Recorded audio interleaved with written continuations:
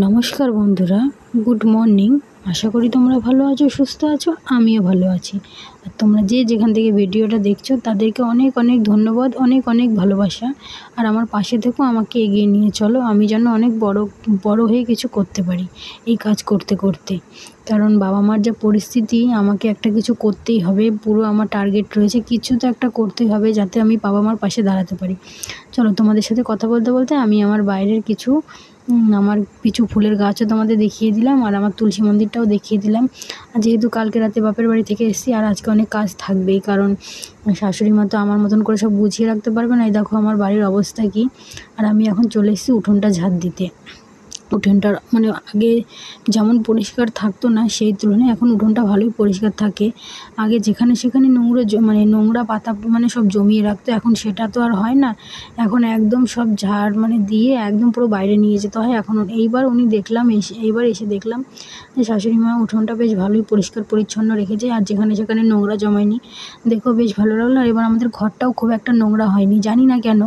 প্রতিবার এসে দেখি আমার অনেক কাজ বেড়ে যায়, কিন্তু এবারে খুব একটা কাজ বাড়েনি, শুধু বিছনার চাদরগুলো আমাকে পাল্টাতেই হতো।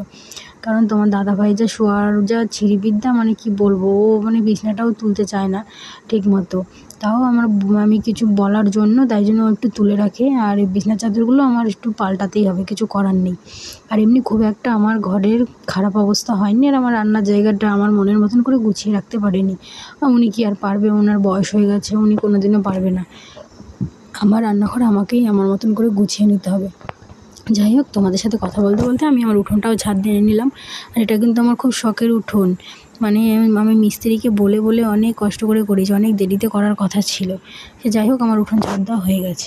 আর তোমাদের সাথে সাথে কথা বলতে বলতে আমার কখন যে কাজকর্ম হয়ে যায় আমি মাঝে মধ্যে বুঝতেই পারি না।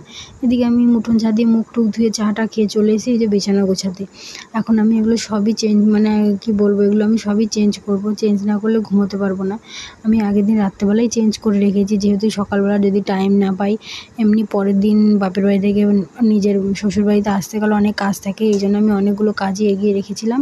আর এদিকে আমি আজকে আর মশারিটা ধুইনি, মশারিটা দুদিন পরে ধোবো। আর দেখো কী সুন্দর রোদ দিয়েছে, বাইরে একদম ঝলমলে রোদ দিয়েছে, ভালোও লাগছে দেখে। কয়েকদিন বৃষ্টি হয়েছে, বৃষ্টির জন্য একদম অবস্থা খুবই খারাপ হয়ে গেছিলো, অনেক জামা কাপড় জমে গেছিলো। আমি তো বাপের বাড়ি থেকে এখন যা নিয়ে যাই আমি সব ওগুলো ওখান থেকেই ধুয়ে আনি, মা ধুয়ে দেয়। আমার এই বাড়িতে এসে আর এখন কিছু ধুতে হয় না। আগে কিছু প্রথম জিনিস ধুতে হতো, এখন কিছুই ধুতে হয় না। এখন এখান থেকে বেশি জিনিস নিয়েও যায় না, ওখানে রেখেই আসি। শুধু নিয়ে গেলে ছেলের জন্যই নিয়ে যাই। আর ছেলেরগুলো আমি যদি আসার আগে আমার মা ধুয়ে দেয়, আমি সেগুলো শুধু গুছিয়ে নিয়ে আসি। ছেলের সব জামা কাপড় নিয়ে আসি না, যেগুলো একটু ভালো এখানে ওখানে পড়ে যেতে হয় আমি সেগুলোই নিয়ে আসি। চলো, তোমাদের সাথে কথা বলতে বলতে আমি আমার বিছানাটা গুছিয়ে নিই।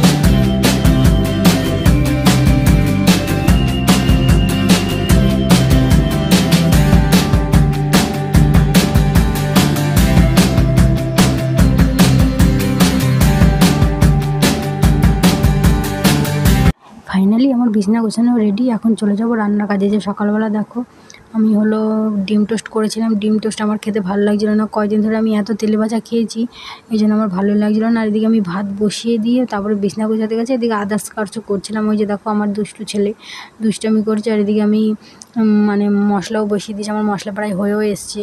আর এদিকে আমি তরকারির ঝোল বসিয়ে দিয়ে, আর উচ্ছে আলু ভাজা এখনও বসাইনি, ওটা বসাবো, তরকারিটা হয়নি। তারপরে এদিকে আমি ঘরটাও ঝাড় দিয়ে নিই। ঘরটা না ঝাড় দিলে হবে না। ঘরটাও আগের দিন আমি আগে এসে সবই মোটামুটি কাজ করে রেখেছিলাম, পরের দিন প্রেশারটা বেশি পড়ে যায়, এই জন্য আমি টুকটাক কাজ করেই রাখি, পরের দিন যেন কষ্ট না হয়। আর প্রতিদিন ভালো লাগে না, বাড়ির থেকে আসার সময় যে এনার্জিটা পাওয়া যায়, আমি মাঝে মধ্যে এনার্জি বেশ ভালোই পাই। আমি যেদিনকে আসি সেদিনকে একদম সব পরিষ্কার পরিচ্ছন্ন করে ফেলি। তারপরও যদি শরীরের 19-20 হয় তখন আমি কিছু করতে পারি না। বেশিরভাগটাই আমি করে রাখার চেষ্টাই করি, জানি পরের দিন নয়তো খুব কাজের প্রেশার পড়ে যায়। দেখো ঘর ঝাড় দেওয়ার পর আমার অতগুলো জামা কাপড় বেরিয়েছিল, আর এই যে আমার ছেলের জন্য ডাল সিদ্ধ রেডি। এদিকে আমার তরকারিও প্রায় হয়েই এসছে, আর একটুখানি বাকি আছে। আর এদিকে সেই আমার ডিম সেদ্ধ, আমার ছেলের ডিম সেদ্ধ, আর আমার ডিম টোস্ট আমি এখনও খেতে পারিনি। আর এই যে উচ্ছে আলু ভাজা কেটে রেখেছি, ডিমের ঝোলটা হলে তারপরে আমি উচ্ছে আলুটা ভাজবো। আর এই যে দেখো ফাইনালি আমার তরকারি রেডিও হয়ে গেছে। দেখো তরকারি কালারটা খুব সুন্দর এসছে, আমার তো বেশ দেখে খেতে ইচ্ছা করে, কিন্তু আমি ডিমের তরকারি খুব একটা ভালোবাসি না। আর এদিকে উচ্ছে আলু ভাজা বসিয়ে দিয়ে এই যে এখন ঘরটা মুছে নিতে চলে এসেছি। আমার কাজ থাকতে থাকতে কাজ করে নিতে হয়, কারণ আবার ছেলেকে খাওয়াতে হবে। আমার এক্সট্রা টাইম শুধু আমার ছেলের পেছনেই যায়, নাই তো আমার কোনো কাজের কোনো উনিশ হয় না। ছেলেটার জন্যই আমার বেশি সমস্যা, যেহেতু এখনও নিজের হাতে খেতে পারে না, ও খাবেই বা কী করে, ওর এখনও 3 বছর কমপ্লিট হয়নি। বন্ধুরা তোমরা হয়তো ভাবতেই পারো আমি সবসময় এই ঘরের ভিডিও করি, নতুন ঘরের কোনো ভিডিও করি না। এটা তোমাদের হয়তো মনে প্রশ্ন থাকতেই পারে, কিন্তু আমি কেন করি না বলো তো? আমার ওই ঘরের ভিডিও করতে ভালো লাগে না, আর আমি ওই ঘরে তো থাকি না, তাহলে আমি ওই ঘরের ভিডিও কী করবো? আমার ওই ঘরের শুধু 2টো কাজ, ঘর মোছা আর হলো ঘর ঝাড় দেওয়া। আর আমার ওই ঘরে কোনো কাজ নেই, এই জন্য আমি কোনো ভিডিও করি না। আমার যত কাজ এই ঘরেই, আমি সারাদিন এই ঘরটার মধ্যেই কাটাই। শুধু 2-3টে কাজ করতে গিয়ে আমি ওই ঘরের মধ্যে যাই। এক হলো উঠোন ঘরটা ঝাড় দেওয়া, ঘরটা মোছা, আর ছেলেকে যদি এই ঘরে তো দুপুরবেলা খুব গরম পড়ে, যখন রোদ ওঠে আমি তখন এই ঘরে ছেলেকে ঘুম পাড়াই না, যেহেতু এটা টিনের ঘর, দুপুরবেলা খুব গরম নামে। আর আমি শুধু দুপুরবেলাটা ওই টাইমটায় ওকে ওই ঘরে নিয়ে যাই ঘুমানোর জন্য। আমি নিজেও ওই ঘরে দুপুরবেলাটাই ঘুমাই। আমি দুপুরবেলা আসি না এই ঘরে, কারণ এই ঘরে প্রচণ্ড গরম, এত গরম যে থাকা যায় না। এই জন্য দুপুরবেলা ওই 3টে টাইম আমি ওই ঘরে যাই, এছাড়া আমার ওই ঘরে কোনো প্রয়োজন নেই। আর 2-1টা জিনিস আছে টুকটাক ওই ঘরে, আমি এই কারণেই যাই। আমার সারাটা দিন এই ঘরে কেটে যায়। আর ওই যে দেখো আমার খাওয়ার টেবিলের ওপর আমার ছেলে উঠে বসে ফোন দেখছে ওর ঠাম্মির। আর এইদিকে দেখো তোমাদের সাথে কথা বলতে বলতে আমার ঘরটাও মোছা রেডি হয়ে গেল। কি বলবো, তোমাদের সাথে কথা বলতে বলতে আমার তো বেশ ভালোই লাগে, তোমাদের সাথে কথা বলতে আর ঘর মুছতে। আমার কোনো কাজেও কোনো অসুবিধা হয় না, আর শরীর ভালো থাকলে তো কোনো কথাই নেই। কিন্তু আমি তোমাদের সাথে কথা বলতে বলতে বেশ ভালোই এনার্জি পাই। দেখো আমার ডিমের তরকারিটা ফাইনালি রেডি হয়ে গেছে। তোমাদের যদি কারোর খেতে ইচ্ছা করে চলে আসো, উচ্ছে আলু ভাজাও রেডি। আর এদিকে ছেলেকে স্নান টান করিয়ে নিয়ে রেডি করিয়ে নিয়েছে, যে খাওয়াবো ওর ভাত আর ডিম সিদ্ধ। ও তো উচ্ছে আলু ভাজাও খাবে না, ডিমের তরকারি খেতেই পারে না, ও ঝাল খেতে পারে না। আর এই যে ওকে খাইয়ে টাইয়ে চলে এসেছি ছাদে, জামা কাপড় ধুয়ে মেলতে চলে এসেছি ছাদে। আর ছাদে দেখো কি রোদ দিয়েছে, কি বলবো, এত রোদ দিয়েছে আমি ঠিকমতো তাকাতেই পারছি না। আর আমি রোদ্রে বেশি তাকাতেও পারি না, আমার একটু সমস্যা হয়, জানি না কেন। মাঝে মধ্যে ভাবি যে ডাক্তার কি দেখাতে হবে নাকি রোদ্দুর বেশি হলে মানুষ এমনি তাকাতে পারে।